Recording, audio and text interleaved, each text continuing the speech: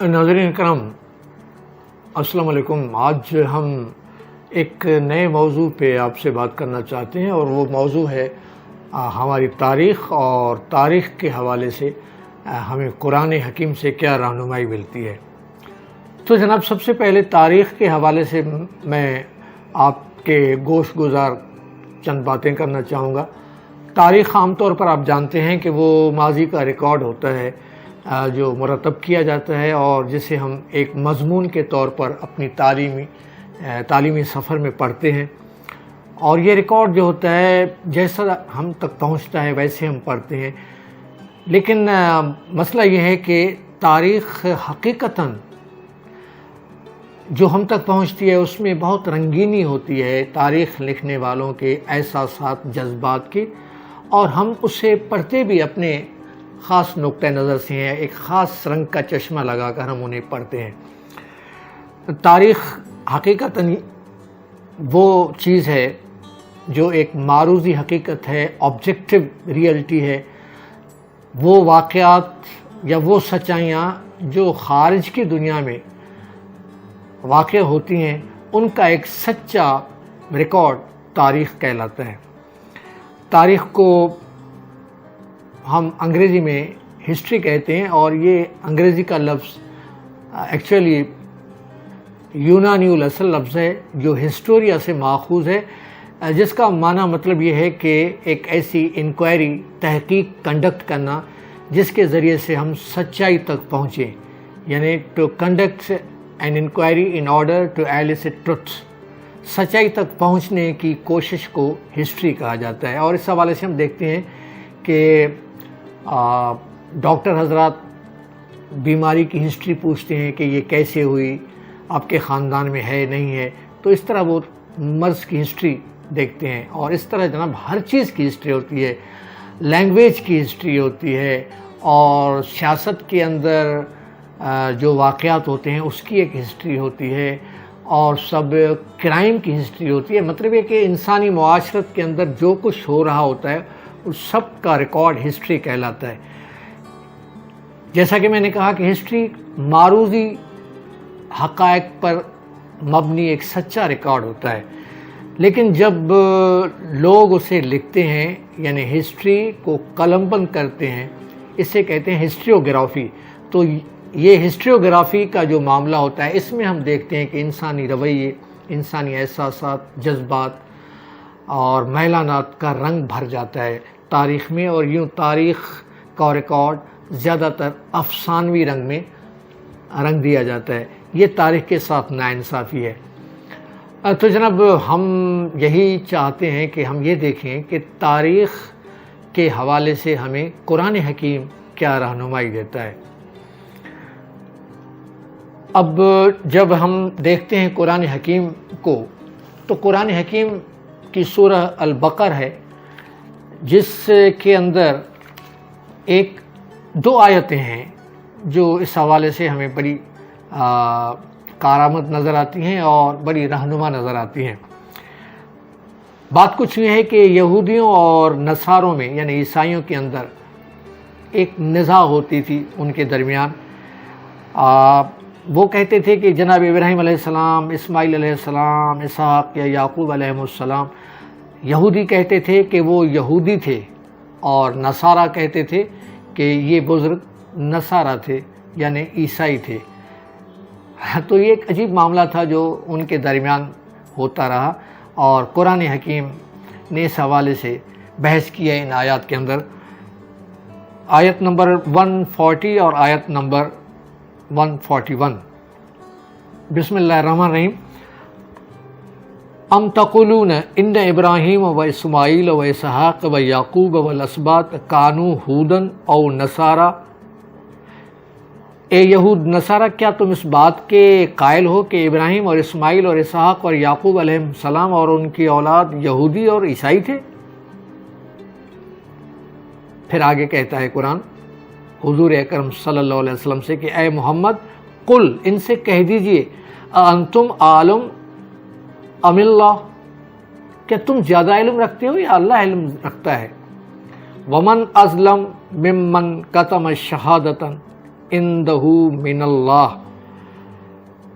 اور اس سے بڑھ کر ظالم کون ہے جو اللہ کی شہادت کو جو اس کے پاس یعنی کتاب میں موجود ہے چھپائے؟ اور وہ کیا کتاب ہے جس میں حقیقتیں محفوظ ہوتی ہیں لیکن لوگ اسے چھپاتے رہتے ہیں؟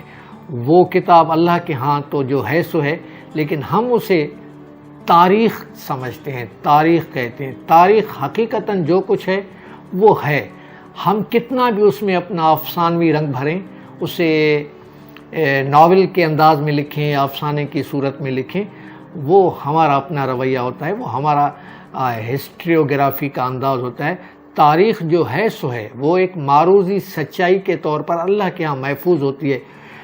تو یہ کہا قرآن حکیم نے عیسائیوں سے اور یہودیوں سے کہ وہ شخص بہت بڑا ظالم ہے جو سچائی کو، تاریخ کی سچائی کو چھپا دے۔ اور پھر آگے ہے کہ وَمَا اللَّهُ بِغَافِلٍ عَمَّا تَعْمَلُونَ، تم جو کچھ کر رہے ہو خدا اسے غافل نہیں۔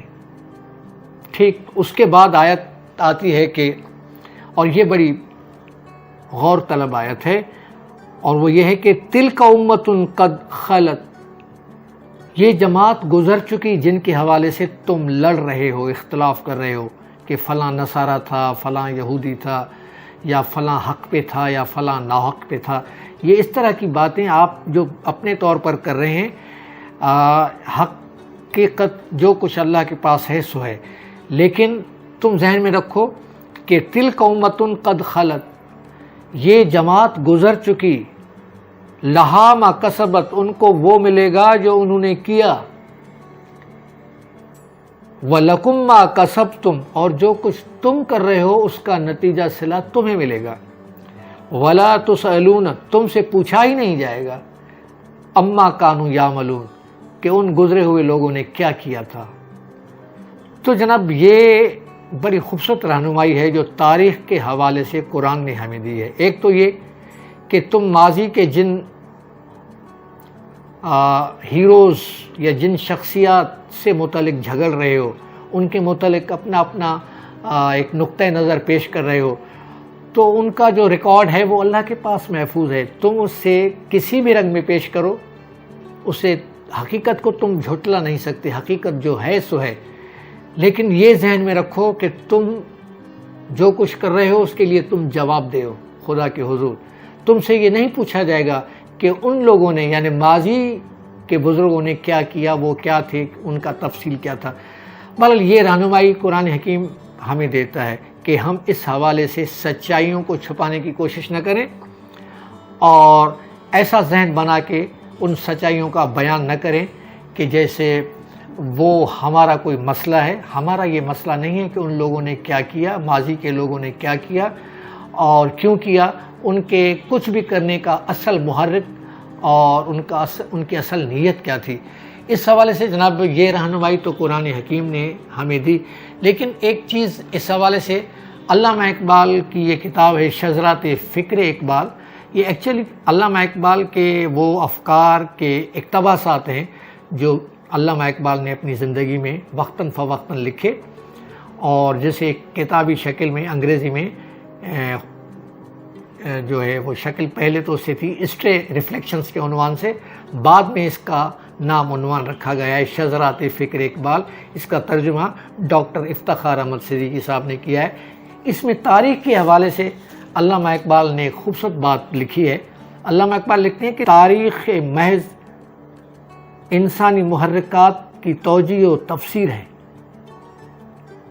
یعنی علامہ اقبال یہ کہہ رہے ہیں کہ تاریخ محض انسانی محرکات کی توجیہ و تفسیر ہے، لیکن جب ہم اپنے معاصرین بلکہ روزمرہ زندگی میں گہرے دوستوں اور رفیقوں کے محرکات کی بھی غلط توجیہیں کر بیٹھتے ہیں، تو جو لوگ ہم سے صدیوں پہلے گزرے ہیں ان کے محرکات کی صحیح تعبیر و توجیہ اس سے کہیں زیادہ دشوار ہے۔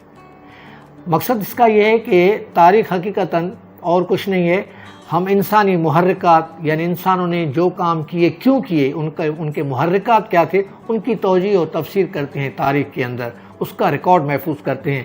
اب جب ہم اپنے دور کے لوگوں کے محرکات کی صحیح توجیہ اور تفسیر نہیں کر پاتے، وہ خود ایک دشوار کام ہے، تو پھر وہ کام کس قدر دشوار ہوگا جو ہم عام طور پر صدیوں پہلے کے لوگوں کے حوالے سے کرتے رہتے ہیں۔ تو جناب اس کے لیے علامہ اقبال آگے لکھتے ہیں کہ تاریخ کی رودات کو بڑے احتیاط سے تسلیم کرنا چاہیے، یعنی تاریخ کا جو ریکارڈ ہمارے سامنے ہے اس کو بڑی احتیاط سے تسلیم کرنا چاہیے، لیکن ایسا ہوتا نہیں۔ ہم تاریخ کے ریکارڈ کو اول تو صحیح طور پر قلم بند نہیں کرتے، اور پھر اس کو غیر جانبداری کی نگاہ سے پڑھتے نہیں۔ تو جناب من، یہ ایک ایسی چیز ہے جو ہم کہنا چاہتے ہیں کہ تاریخ کا ریکارڈ صحیح لکھا جائے اور تاریخ کے ریکارڈ کو صحیح زاویے سے دیکھا جائے۔ یہ ذہن میں رکھا جائے کہ قرآن حکیم کہتا ہے ہم سے کہ ماضی کے لوگوں نے جو کچھ کیا اپنے لیے کیا، یا جو کچھ کیا ان کے ذمہ دار وہ خود ہیں، اللہ کے آگے وہ خود ذمہ دار ہیں، جواب دہ ہیں۔ ان کے بارے میں ہم سے تو پوچھا ہی نہیں جائے گا کہ انہوں نے کیوں کیا۔ ہم سے یہ نہیں پوچھا جائے گا کہ سقیفہ بنی ساعدہ میں جناب ابوبکر صدیق کو کیوں خلیفہ بنایا گیا۔ ہم سے یہ نہیں پوچھا جائے گا کہ جناب علی علیہ السلام نے مدینے سے دارالخلافہ کو کیوں کوفے منتقل کیا۔ ہم سے اس حوالے سے کچھ بھی نہیں پوچھا جائے گا۔ ہاں البتہ ہم سے یہ پوچھا جائے گا کہ ہم تاریخ کو کس زاویے سے دیکھتے رہے، ہم تاریخ کو کس انداز سے لکھتے رہے، اور ہم نے ان واقعات کو کس سچائی سے بیان کیا، اور اس بیان کرنے کے پیچھے ہمارے محرکات کیا تھے، ہماری نیتیں کیا تھی۔ تو یہ چیزیں اگر ہم سامنے رکھیں گے تو آپ یقین جانیں ہمارے کئی ذہنی مسائل، ہماری کئی ذہنی الجھنیں سلجھ جائیں گی، اور ہم ایک خوبصورت معاشرے کو جنم دے پائیں گے، اور اپنے خوبصورت رویوں سے اپنی زندگی کو خوبصورت بنا لیں گے۔ وما علینا الا البلاغ۔